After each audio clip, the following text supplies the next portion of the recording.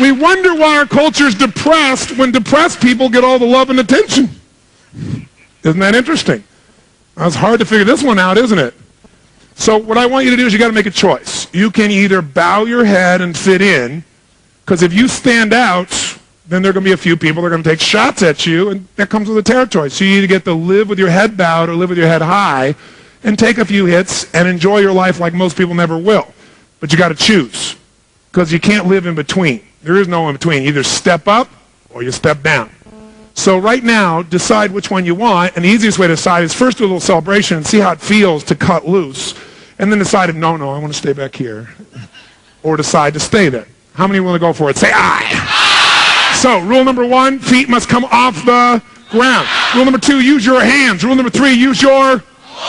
Make some noise like crazy. How many of you in this room like to sing when no one's around?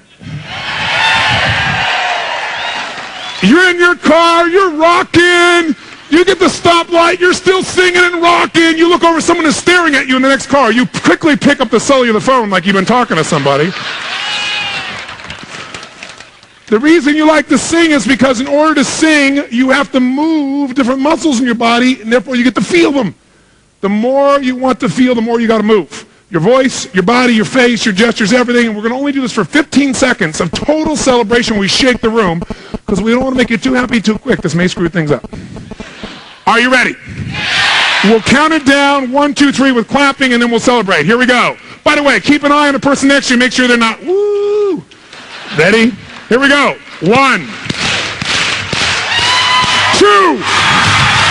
3. Come on over here. Come on over here. Come on over here. Come on. Come on, I can't hear you over here. Come on over here. Whoa. Very nice. Give yourselves a hand, ladies and gentlemen. Give a high five from the person next to you and grab a seat feeling good.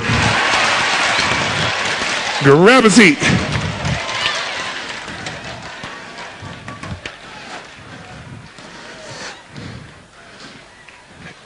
If you feel better than before, make a fist and say yes. There are 3 reasons why anybody feels anything. I'm going to show them to you in a moment. The only reason you feel good is 3 reasons. The only reason you feel bad are 3 reasons. They're the way you use 3 different patterns in your mind and body. If you change them, you'll change the way you feel instantaneously. I don't care how bad you felt before, how good you felt, you can change the way you feel if you change these 3 things. And they're totally within your control, and they don't require drugs or therapy. They just require you making new choices. But I'll tell you this, everybody has a fear they're not enough and they won't be loved, and here's why. In the beginning, when you're a baby, what do you got to do to be loved? Cry? What else? Anything you do, you'll be loved. You poop, they go, oh, poo-poo, yellow poo-poo, oh, I still love you, baby, poo-poo. Isn't that true? You vomit all over somebody, oh, baby, it's okay, baby, love you, baby, yeah, love you, baby. Doesn't matter what you do. You crap, you vomit, you fart. Try that stuff when you're 50 and see if it works real well. See if you still get that love you were thinking about, right? You're fat when you're a baby and you're loved. Try that later on, see if it works. Look at those big chubby cheeks. Last time you heard somebody say that about a 35-year-old. Look at those big chubby cheeks. But wasn't it cute then? Because everything was cute then, because oxytocin was flowing, baby. Right now, there is a day when that oxytocin stops flowing and all hell breaks loose. That's a day when all of a sudden you did the same little poo-poo, but you got in trouble. That was a day when maybe you went out and other kids didn't have the same oxytocin flowing for you like your mother did or your father did, and all of a sudden you found out you weren't made of gold. All of a sudden you got pain instead of love, and it is a massively disrupting event. Now, if you go to a therapist and lie on your back long enough and freely associate, you can find many moments when you felt unloved, and you can tie that moment as the reason why you have such low self-esteem that you do these terrible things and can't feel terribly great. Or you could say, I'm a human. And everybody's got the fear because we all had a moment when we lost that total unconditional love, or felt we did. And we've had lots of moments since then.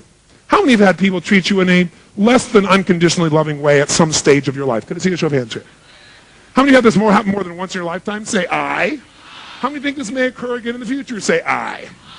So we all have that sense of loss, and with that sense of loss comes fear. The fear that we're not enough. And so we all figure ways to get that love back. Some people do it by being an overachiever, so they get love that way. Some people do it by being a people pleaser. What would you like? I'd love to do it. What would it be? Right? And so sure enough, people then respond to that. They get love for that. That's their tool. That's their way of doing it. Some people do it by saying, screw you to the world. I don't need your love. I'm significant by myself. I'm enough. You're not going to mess with me. Really inside, they're freaking out.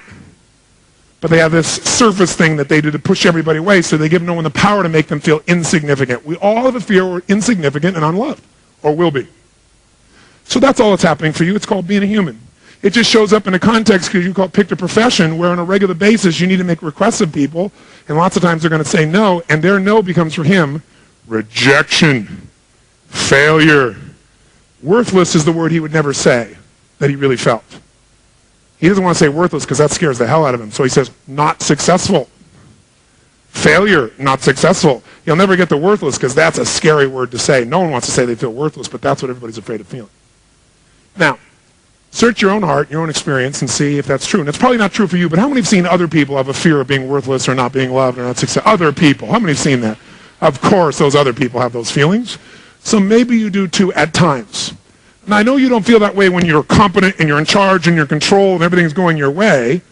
That's your plan, that you do all those things. Some people work all the time so they can feel that because they have control. They're with their kids and they feel incompetent, so they go back and work more because they don't know how to deal with this thing. The kid wants to watch the Disney show for the 5,000th time. You know, they don't know how to deal with that. So human beings have these common fears. Now, what do? Well, here's the truth. The fear will never leave you completely. That's the truth. So when you know something's true, it's best to hug the monster instead of fear the monster. Now, the lady in my life is a really special lady, and she said, well, years ago she used to think this monster was going to get her, so she started hugging the monster. It's like the monster disappeared. It's kind of like aligning with it instead of fighting it. The more you try to fight what's in your gut and in your nature, then you're going to fight with yourself. Hug the monster means, yeah, I might feel that way. Of course, all human beings feel that way at times. And you know what? It's not really true. I am enough. I don't have to have everybody like me for me to be a good person. I don't have to have everybody love me. I'd love to have everybody love me, but it ain't going to happen. Didn't work for Jesus, probably not going to happen for me.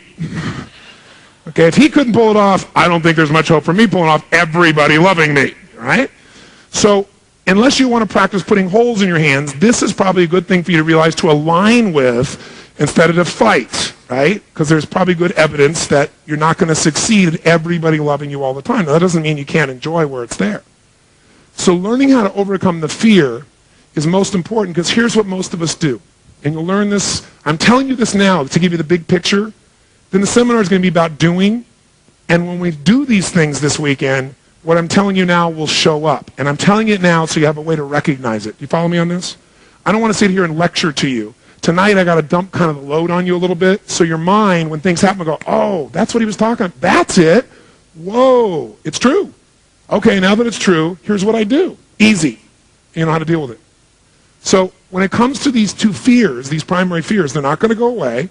So what we've got to be able to do instead is we've got to be able to say, okay, when that fear shows up, how do I get rid of the illusion that I'm not enough or I'm not loved? Well, number one, you can love yourself.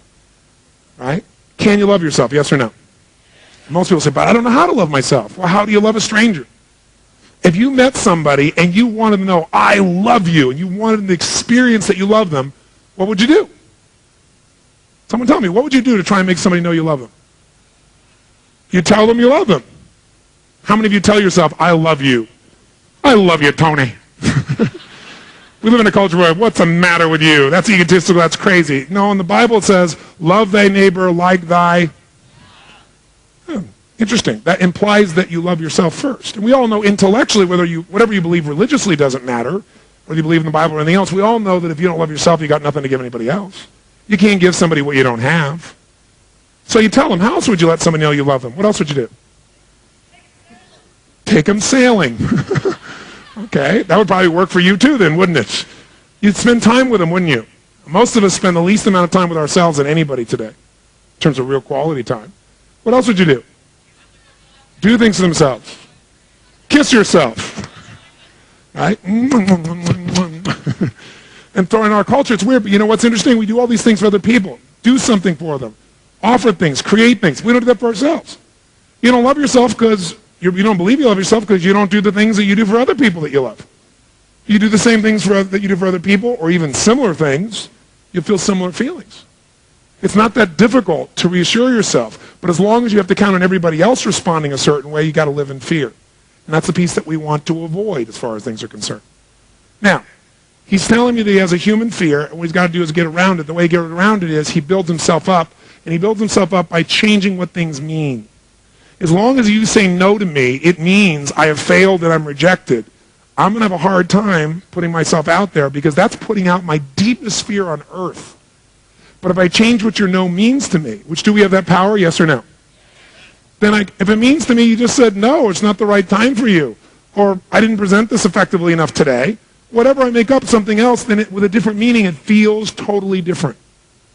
You see, whatever we feel for only 3 reasons. 3 reasons. You might want to jot them down. I call them the triad. Whatever you feel it for 3 reasons. There are 3 patterns within your body. Whatever you're doing with these 3 patterns right now determines what you're feeling right now as you sit in this chair. The first pattern is a pattern of physiology. Physiology. Physiology is a fancy word for how you use your physical body. Now, if you're happy, you're using your body one way. If you're depressed, you're using it another. There is a specific physiology to every emotion you're going to feel, and you're going to see it this weekend. Second thing that determines how you feel in a moment is the pattern of language that you use.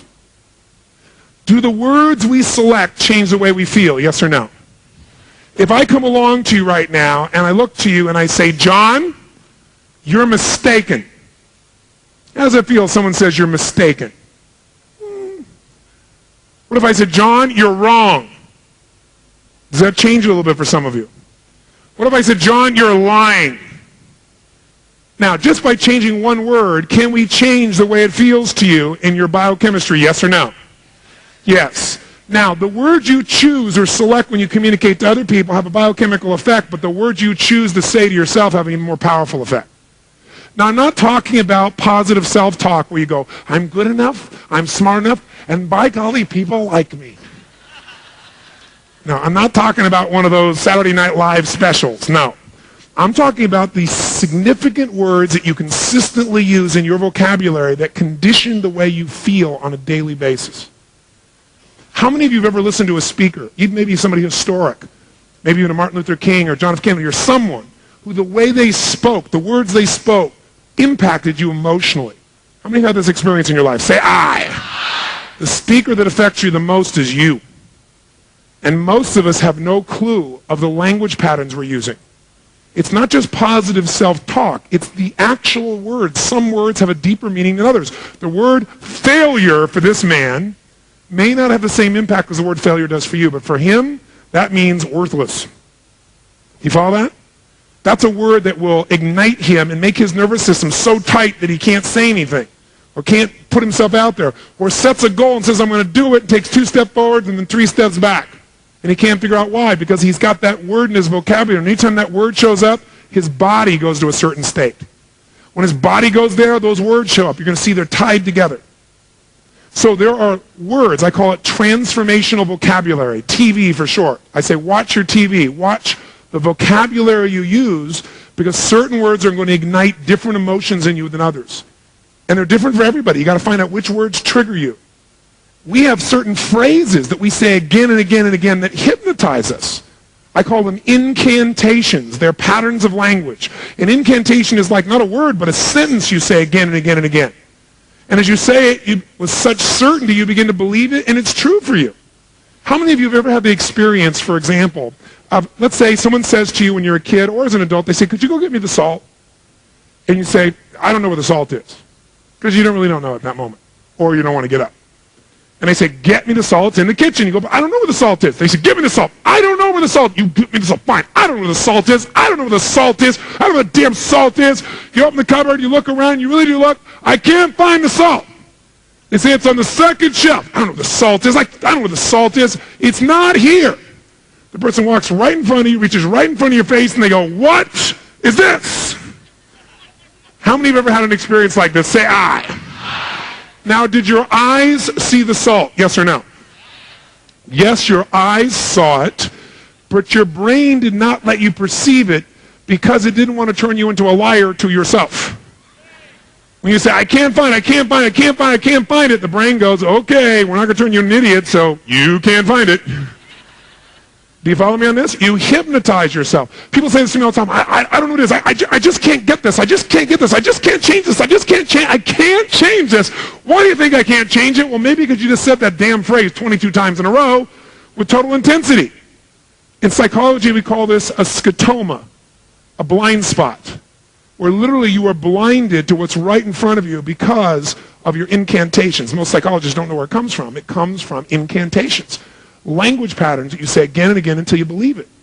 Now, by the way, could you say positive incantations that would put you in a positive state? Yes or no? Now, the difference between an incantation and an affirmation is this. You can affirm, I'm happy, I'm happy, I'm happy, I'm happy. But you won't feel happy because that's an affirmation. Affirmation without discipline is the beginning of delusion. Affirmation without physiology will never do anything. So if you say, I'm happy, what makes it an incantation, you say, I'm so happy. If you put your body there, your voice and your body must be absolutely congruent. You must speak aloud, and you must engage your body. So it's physiology and language. You guys follow the difference here? Not just words. You can say something 5,000 times in your head, but if you aren't congruent, meaning your body doesn't communicate with intensity the same message as the words, it will not convince your nervous system. That's why affirmations are worthless unless somehow your affirmation engaged your body so intensely that it really became an incantation. Hey, have you ever made the fatal mistake of going to Disneyland and getting on a ride called It's a Small World After All? How many have made this fatal mistake? Say aye. What's in your head for the rest of the year? That damn song in 22 languages, right? That's an incantation because it's got so much energy to it. Now, the third thing that determines how we feel is the pattern of focus/belief, because they attach to each other. Focus/belief. Whatever you focus on, you're going to feel. Whatever you focus on, you're going to feel. Now, what do I mean by that? Well, I'll give you an example. How many of you have a memory in your life of some experience that's so painful that if you were to focus in on enough right now, you could feel it all over again and feel like hell all over again? How many got something like that? Say aye. How many of you have more than one? How many got a whole menu of shit you could pull from back there? Say aye. Some people say, why go to my past? My present is shitty enough. Other people are not happy with that. They make up stuff that hasn't happened that may never happen and feel bad about it in advance. Real smart. But here's what's true. Whatever you focus on, you're going to feel. Whether it's true or not doesn't matter. Because focus equals reality to the individual. Focus equals reality to the individual, even though it's not reality in actuality. I'll say that again. Whatever you focus on, you're going to feel. Whether it's true or not doesn't matter, because it's going to be true to you. Whatever you focus on will be true to you. Focus equals reality to the individual, even though it's not reality in actuality. Whatever you focus on, you feel. Have you ever had this happen? You thought somebody did something horrible to really screw you over, and you got so angry at them, and later on you found out you were dead wrong, and they didn't do anything? How many have had this happen? Say aye. But when you focused on it, it made you mad, didn't it? And maybe even behaved in a way that wasn't very elegant. It's all because what you focus on, you feel. So remember, just because you see it, just because you believe it, doesn't mean it's true. It just means you're focusing on it. Because whatever we focus on, as soon as we focus on it, we tend to attach a belief to what we focus on. We tend to attach a meaning. So he focuses on the person said no. This person said no to me, and the meaning for him, the belief is, that means they've rejected me. The most successful people in sales, by the way, are people that don't see any no as rejection. They just see it as they don't have enough information, or it's not the right time, or I need a new approach. And so they don't have any personal hurt. It doesn't bring up their primary fear, even though they're experiencing the same thing called no. Because the meaning for them is not I'm worthless, right, or I'm not enough, or I won't be loved. The meaning for them is, oh, we're just not there yet, or this isn't the right time. That little shift in language and meaning and physiology completely changes the experience. How many follow this? Say I.